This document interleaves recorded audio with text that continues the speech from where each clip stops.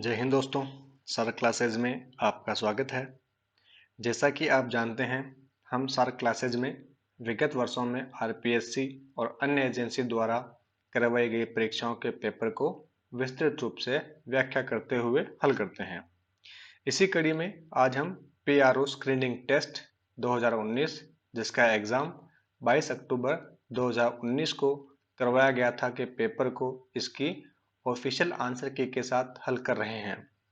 इससे पहले हम विभिन्न परीक्षाओं के 9 पेपर हल कर चुके हैं, जिन्हें आप चैनल की प्लेलिस्ट में जाकर देख सकते हैं या फिर इसी वीडियो के डिस्क्रिप्शन में लिंक दिया है। आज पीआरओ स्क्रीनिंग टेस्ट 2019 के पेपर का पहला भाग हल करेंगे और मैं प्रयास करूंगा कि जितना हो सके डिटेल में बताऊं। तो चलिए शुरू करते हैं आज का वीडियो। पहला प्रश्न, वंश भास्कर के लेखक हैं सूर्यमल सिसोदिया, सुतान मेड़तिया, सृजनहारा, सूर्यमल मिश्रण। सही आंसर है सूर्यमल मिश्रण। इनकी अन्य रचनाएं हैं सतीरासो, वीर सतसई, बलसद विलास और छंदो मयूख। क्वेश्चन नंबर 2, निम्नांकित कथनों पर विचार कीजिए। भारत के संविधान के अनुच्छेद 368(2) के उपबंधों के तहत कुछ संवैधानिक संशोधनों के लिए कम से कम आधे राज्यों के विधानमंडलों का अनुसमर्थन अपेक्षित है। दूसरा, संविधान 17वां संशोधन अधिनियम 1992 द्वारा राज्यों की उपर्युक्त श्रेणी में दिल्ली राष्ट्रीय राजधानी राज्य क्षेत्र और पुदुचेरी केंद्र शासित प्रदेश के विधानमंडलों को सम्मिलित किया गया है। उपर्युक्त में से कौन सा या कौन से कथन सही हैं? केवल एक सही है, केवल दो सही है, एक व दो दोनों सही है, न तो एक और न ही दो सही है।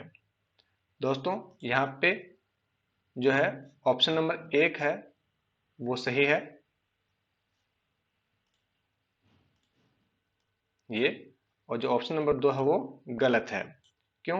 क्योंकि 17वें संशोधन जो कि 1992 में हुआ था के द्वारा दिल्ली तथा पांडिचेरी संघ राज्य क्षेत्रों का विधानसभाओं के सदस्यों को राष्ट्रपति के निर्वाचक मंडल में शामिल करने का प्रावधान किया गया था।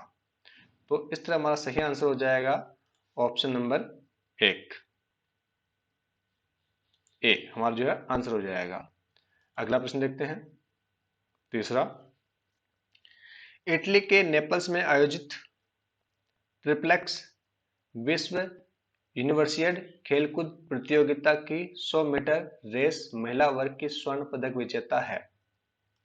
सही आंसर है इसमें ऑप्शन नंबर 4, दुती चंद। अगला प्रश्न देखते हैं। क्वेश्चन नंबर 4, निम्नांकित में से किस आयोग या समिति ने अपने प्रतिवेदन में भारत के संविधान के अनुच्छेद 51 क में मूल कर्तव्यों के रूप में अपने कर्मचारियों के बच्चों को शिक्षा प्रदान करने के लिए औद्योगिक संगठनों के कर्तव्यों को शामिल करने की अनुशंसा की थी? राष्ट्रीय संविधान कार्यकरण समीक्षा आयोग।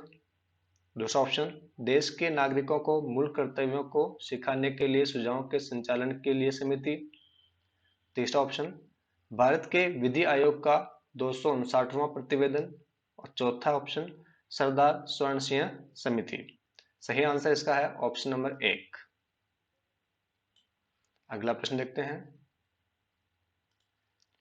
क्वेश्चन नंबर 5, निम्नांकित में से कौन भारत के पहले उपराष्ट्रपति थे जिन्होंने राष्ट्रपति के कर्तव्यों का निर्वहन करते हुए एक साथ समवेत संसद के दोनों सदनों के सदस्यों के समक्ष राष्ट्रपति का अभिभाषण दिया? इसका सही आंसर है जाकिर हुसैन।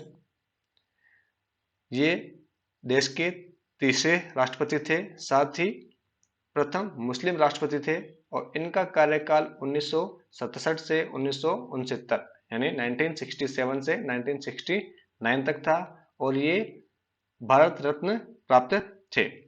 इनसे पहले राष्ट्रपति थे सर्वपल्ली राधाकृष्णन और इनके बाद बने थे ऑप्शन नंबर 3 पे जो दे रखा है वराहगिरी वेंकटगिरी। उसके बाद में बसप्पा दनप्पा जत्ती जो हैं ये कार्यवाहक राष्ट्रपति बने फखरुद्दीन अली अहमद की मृत्यु के बाद 11 फरवरी 1977 से 25 जुलाई 1977 तक। अगला प्रश्न देखते हैं, क्वेश्चन नंबर 6। निम्नांकित में से कौन सा या कौन से वाद भारत में वाक स्वतंत्रता एवं विधानमंडल के विशेषाधिकारों से अंतर संबंधित हैं या हैं? सैटेलाइटवाद, केशव सिंहवाद और स्टेनिस्लास वाद। इसमें शुरू के दो जो हैं वो तो संबंधित है वाक स्वतंत्रता से, और जो तीसरा है ऑप्शन स्टेनिस्लासवाद, ये धर्म प्रचार व धर्म परिवर्तन से संबंधित था। तो इस प्रकार हमारा सही आंसर हो जाएगा इसके अंदर ऑप्शन नंबर 2, ए और बी। अगला प्रश्न देखते हैं, क्वेश्चन नंबर 7। निम्नांकित में से कौन सा युग्म सही सुमेलित नहीं है? राज्य विधान परिषद का नाम, कुल स्थानों की संख्या या सीटों की संख्या। तेलंगाना में 40 है, ये सही है।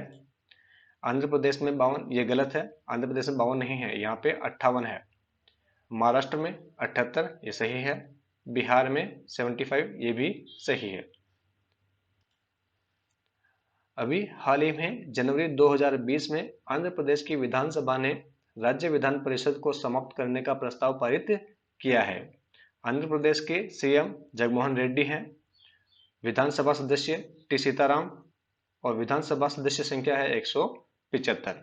तो इस तरह से इस प्रश्न का हमारा सही उत्तर हो जाएगा ऑप्शन नंबर 2। अगला प्रश्न देखते हैं, क्वेश्चन नंबर 8। भारत के विधि आयोग ने निम्नांकित में से अपने किस प्रतिवेदन में निर्वाचन में संदिग्ध समाचार को निर्वाचकीय अपराध और भ्रष्ट आचरण की श्रेणी में मानने की अनुशंसा की थी? ऑप्शंस 252वां प्रतिवेदन, 255वां प्रतिवेदन, 258वां प्रतिवेदन और 260वां प्रतिवेदन। सही आंसर इसका ऑप्शन नंबर 2, 255वां प्रतिवेदन। Question number 9। पंचायती राज संस्थाओं की समस्याओं का अध्ययन करने हेतु भारत सरकार द्वारा 1986 में निम्नांकित में से किस समिति का गठन किया गया? ऑप्शन नंबर 1 अशोक मेहता समिति, दूसरा के संथानम समिति, तीसरा हनुमंतराव समिति और चौथा LM सिंघवी समिति। सही आंसर इसका है ऑप्शन नंबर 4 LM सिंघवी समिति, और इसे 1986 में स्थापित या बनाया गया था। अशोक मेहता समिति 1977 में बनाई गई और इसका कार्य था पंचायती राज की असफलताओं के कारणों का अध्ययन करना। जो के स्थानम समिति है ऑप्शन नंबर 2 पर, इसका मुख्य काम या ये जो है सीबीआई की स्थापना से संबंधित थी और 1962 में इसकी स्थापना की गई। ऑप्शन नंबर 3 हनुमंतराव समिति, ये 1983 में स्थापित हुई और ये पंचायत राज के पुनरुद्धार से संबंधित थी। अगला प्रश्न, क्वेश्चन नंबर 10। निम्नांकित में से किस राज्य या संघ राज्य क्षेत्र में राज्य केंद्र सरकार के 3 से अनधिक ऐसे व्यक्तियों को जो सरकार की सेवा में नहीं है राज्य संघ राज्य क्षेत्र की विधानसभा के सदस्यों के रूप में नाम निर्देशित कर सकती है? सही आंसर है ऑप्शन नंबर 2 पुदुचेरी। अगला प्रश्न देखते हैं, क्वेश्चन नंबर 11। सूचना का अधिकार अधिनियम 2005 की धारा 2 के अनुसार सक्षम प्राधिकारी कौन से हैं? नीचे दिए गए कोटों का उपयोग करते हुए सही उत्तर का चयन कीजिए। ऑप्शन नंबर 1 लोकसभा का अध्यक्ष, ऑप्शन नंबर 2 राष्ट्रपति, ऑप्शन नंबर 3 भारत के उच्चतम न्यायालय का मुख्य न्यायमूर्ति, ऑप्शन नंबर 4 उच्च न्यायालय का मुख्य न्यायमूर्ति।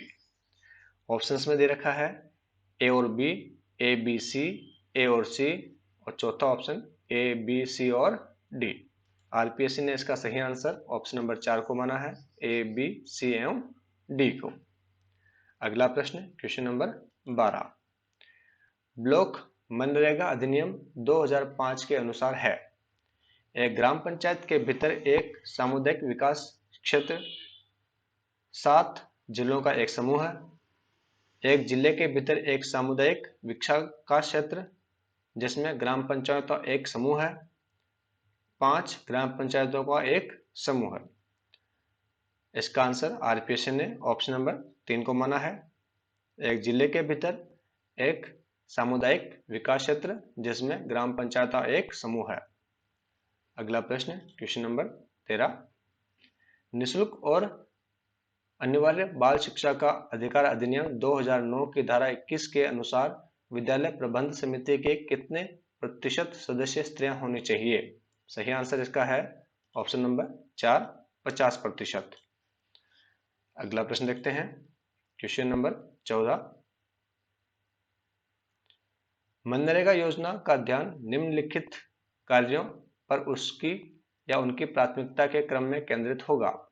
जल संरक्षण और जलस्य संचय, भूमि विकास, तीसरा पारंपरिक जल निकायों का नवीनीकरण जिसके अंतर्गत तालाबों का शुद्धिकरण भी है, ऑप्शन नंबर 4 सूखारोधी, ऑप्शन नंबर 5 अनुसूचित जातियों और अनुसूचित जनजातियों की गृहस्थियों के स्वामित्व वाली भूमि के हिताधिकारियों की भूमि के लिए या भूमि सुधार के हिताधिकारियों की भूमि या भारत सरकार की इंदिरा आवास योजना के अधीन हिताधिकारियों की भूमि के लिए सिंचाई सुविधा का उपबंध, और अंतिम वन सिंचाई नहरें जिनके अंतर्गत सूक्ष्म और लघु सिंचाई संक्रम भी है।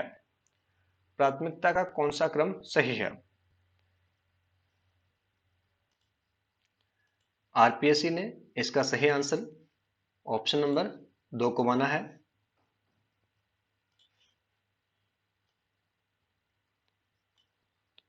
अगला प्रश्न, क्वेश्चन नंबर 15। राष्ट्रीय ग्रामीण रोजगार योजना ग्रामीण विकास मंत्रालय के अधीन है। इसका क्रियान्वयन किसके माध्यम से किया जाता है? केंद्र सरकार, राज्य सरकार, केंद्र एवं राज्य सरकार दोनों, न तो केंद्र और न ही राज्य सरकार। सही आंसर इसका है ऑप्शन नंबर 3, केंद्र सरकार एवं राज्य सरकार दोनों मिलकर इसका क्रियान्वयन करती है।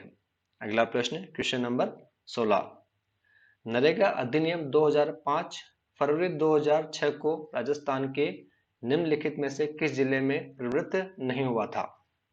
सही आंसर इसका है ऑप्शन नंबर 1 अजमेर जिले में। प्रथम चरण में 6 जिले थे, बांसवाड़ा, डूंगरपुर, करौली, सिरोही, झालावाड़ और उदयपुर। द्वितीय चरण में भी राजस्थान से 6 जिले लिए गए थे, बाड़मेर, चित्तौड़गढ़, जैसलमेर, जालौर, टोंक और सवाई माधोपुर। दोस्तों, नरेगा के प्रथम चरण में 200 जिलों में लागू किया गया था। 2007-08 में इसके दूसरे चरण में 130 जिले और जोड़े गए और 1 अप्रैल 2008 में से सभी ग्रामीण जिलों को इसमें विस्तार दे दिया गया। अभी इसका नाम जो है मनरेगा है और नरेगा की सबसे पहले शुरुआत आंध्र प्रदेश के बांदावली जिले से हुई थी। अगला प्रश्न देखते हैं, क्वेश्चन नंबर 17। राष्ट्रीय ग्रामीण रोजगार योजना गारंटी योजना का तीसरा चरण कब से प्रारंभ हुआ? सही आंसर है 1 अप्रैल 2008। तीसरा पूछा है तो पहला पूछ सकता है, पहला शुरू हुआ था 2 फरवरी 2006 से। अगला प्रश्न, क्वेश्चन नंबर 18। राजस्थान सरकार ने एक नया उच्च शिक्षा मॉडल RACE का शुभारंभ अगस्त 2019 को किया। RACE मॉडल में RACE है, ऑप्शन नंबर 1 उत्कृष्ट कॉलेजों के लिए संसाधन सहायता, ऑप्शन नंबर 2 कॉलेजों की शिक्षा के लिए संसाधन सहायता, ऑप्शन नंबर 3 उत्कृष्ट कॉलेजों के लिए संसाधन आवंटन, ऑप्शन नंबर 4 कॉलेज शिक्षा के लिए संसाधन आवंटन। आरपीएससी ने इसका सही आंसर माना है ऑप्शन नंबर 1 को, उत्कृष्ट कॉलेजों के लिए संसाधन सहायता। अगला प्रश्न देखते हैं, क्वेश्चन नंबर 19। मुख्यमंत्री राजश्री योजना के तहत या दे दिया या उसके बाद पैदा होने वाली बालिका लाभार्थी है? सही आंसर है 1 जून 2016। इस योजना के तहत बालिका के जन्म से लेकर 12वीं तक की पढ़ाई व स्वास्थ्य व देखभाल के लिए 50,000 की राशि विभिन्न चरणों में या विभिन्न किस्तों में देय है। अगला प्रश्न क्वेश्चन नंबर 20, संबल ग्राम योजना विकास योजना के अनुसार संबल ग्राम एक ग्राम है जिसमें उस गांव की कुल जनसंख्या के अनुपात में अनुसूचित जनजाति की संख्या 15% है। उस गांव की कुल जनसंख्या के अनुपात में अनुसूचित जनजाति की संख्या 20% है। उस गांव की कुल जनसंख्या के अनुपात में अनुसूचित जनजाति की जनसंख्या 25% है और उस गांव की कुल जनसंख्या के अनुपात में अनुसूचित जनजाति की जनसंख्या 40% या उससे अधिक है। सही आंसर आरपीएससी ने ऑप्शन नंबर 4 को माना है। एक संबल ग्राम वो है जिसमें उस गांव की कुल जनसंख्या के अनुपात में अनुसूचित जनजाति की संख्या 40% या उससे अधिक है। अगला प्रश्न क्वेश्चन नंबर 21, निम्नलिखित जिलों में से राष्ट्रीय ग्रामीण रोजगार गारंटी योजना का पहला चरण कहां से शुरू हुआ? आरपीएससी ने इसका सही आंसर ऑप्शन नंबर 4 बीदर को माना है। अगला प्रश्न क्वेश्चन नंबर 22, क्वेश्चन नंबर 22, राज्य स्तर पर गठित मीडिया प्रमाणन एवं अनुवीक्षण समिति के सदस्य के रूप में पत्रकार नामित होता है? मुख्य चुनाव आयुक्त, प्रेस काउंसिल ऑफ इंडिया, राजनीतिक दल और चुनाव आयोग। सही आंसर है प्रेस काउंसिल ऑफ इंडिया। मुख्य चुनाव आयुक्त की बात करें तो वर्तमान में मुख्य चुनाव आयुक्त जो है सुशील चंद्रा है। इनका कार्यकाल 6 वर्ष या 65 वर्ष की आयु और मुख्य चुनाव आयुक्त जो है भारत के राष्ट्रपति द्वारा नियुक्त होता है। अगला प्रश्न क्वेश्चन नंबर 23, यश वैभव की चाह नहीं परवाह नहीं जीवन न रहे, यदि इच्छा है तो यह है जग में स्वेच्छाचार दमन न रहे, आदर्श वाक्य था। यह आदर्श वाक्य था नवीन राजस्थान नामक समाचार पत्र का, जो कि विजय सिंह पथी द्वारा संपादित था। अगला प्रश्न क्वेश्चन नंबर 24, पारंपरिक और सोशल मीडिया में प्रमुख अंतर है? पारंपरिक मीडिया केवल एक फॉर्मेट में कार्य करता है जबकि सोशल मीडिया वास्तव में एक अभिसारी मीडिया है। ऑप्शन नंबर 2, सोशल मीडिया एक समय में कुछ ही लोगों तक पहुंचता है। यह गलत है। दूसरा, कंपनियों की प्रबंधन संरचना, यह भी गलत। पारंपरिक मीडिया दर्शकों को मीडिया उत्पादकों से संवाद करने का मार्ग प्रशस्त नहीं करता है। यह भी गलत। सही आंसर हो जाएगा इसका ऑप्शन नंबर 1।